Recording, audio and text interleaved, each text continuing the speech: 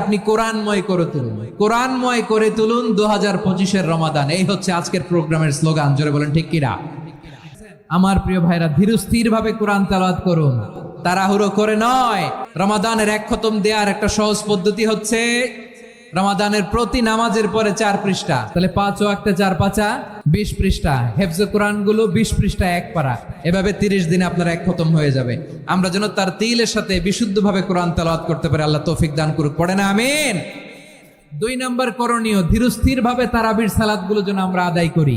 তাড়াহুড়ো করবেন না আল্লাহর ওয়াস্তে, তাড়াহুড়ো করবেন না, তাহলে কোরআন আমাদের জন্য বদদোয়া করবে। তাড়াহুড়ো করবেন তারাবির নামাজে। তারাবির নামাজ সালাতুত তারাবিহ মানে বিশ্রামের নামাজ, আর আমরা পড়ি সালাতুল কিতার, রেলগাড়ির মতো নামাজ। চিল্লায় বলেন ঠিক কি না? না, এরকম করবেন না। ইমাম সাহেবদেরকে আশ্বস্ত করুন যে ইমাম সাহেবরা